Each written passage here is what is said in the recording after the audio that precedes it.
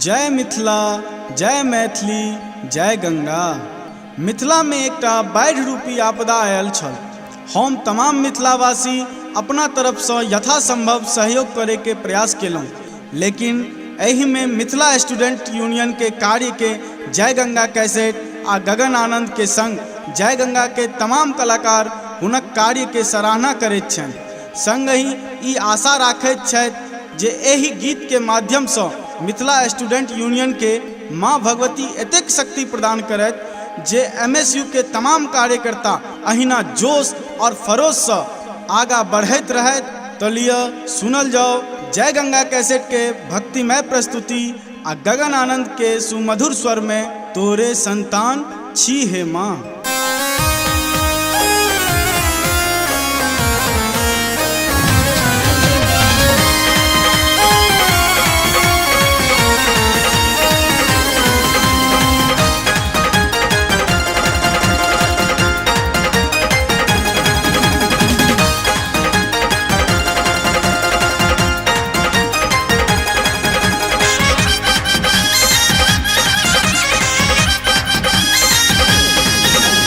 झिमर देखै छी म पहिने पहिन छकी अंगना की बारी।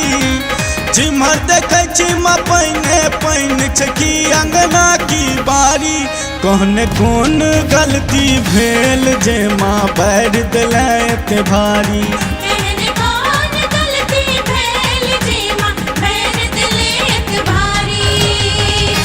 अपने सब सुन रहल छी जय गंगा के सटक भक्तिमय प्रस्तुति।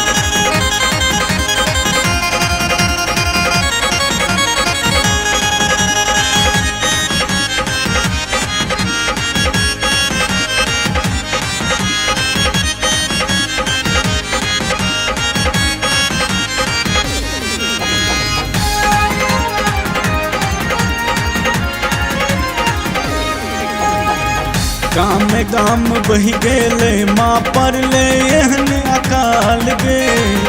कोशी आ कमला तो माँ बन गेले अब काल गे।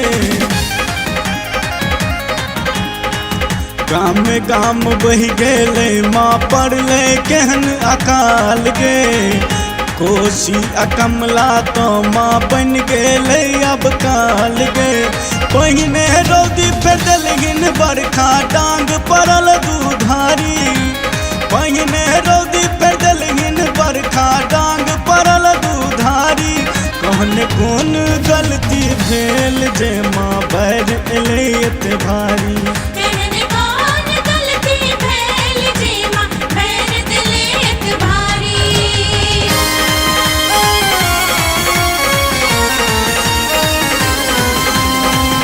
अपने सब सुन रहल छी जय गंगा के सटक भक्तिमय प्रस्तुति।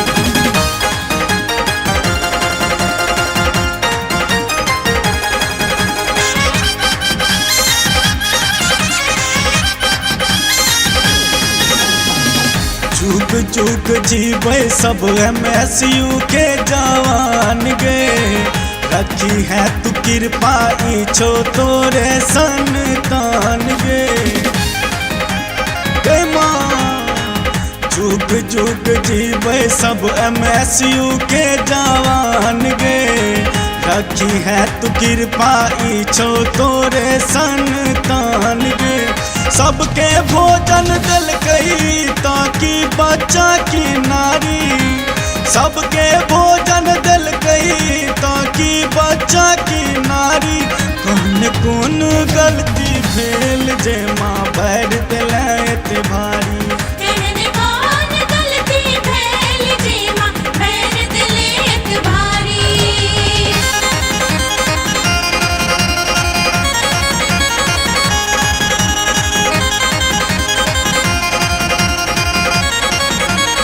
अपने सब सुन रहल छी जय गंगा के सटक भक्तिमय प्रस्तुति।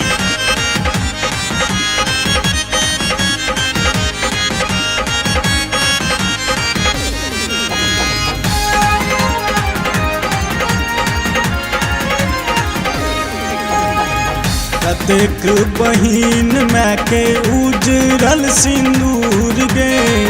कतेक बौआ बुची भेल ममता सँ दूर गे हे माँ।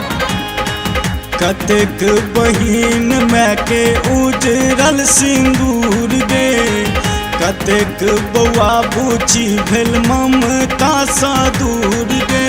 तू ही जे कहर पर से मैं गे मैया ककरा हम पुकारी, तू ही जे कहर पर से मैं गे मैया ककरा हम पुकारी। कौन गलती भेल जे माँ बैर देले एते भारी।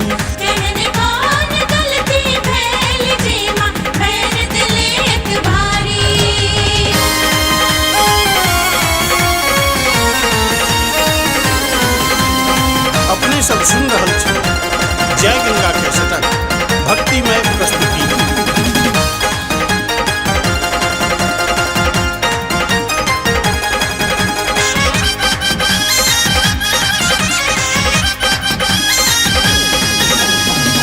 कहियो भूकंप आने रौदी बढ़ दी है, अपन बेटा के मैया तूने प्राण ली है गे माँ सुनने। कहियो भूकंप आने रौदी बढ़ दी है, अपन बेटा के मैया तूने प्राण ली है। गगन मित करे छो बिनती हर ले विपदा भारी, गगन मित करे छो बिनती हर ले विपदा भारी। कौन गलती भेल जे माँ बैर देले एते भारी।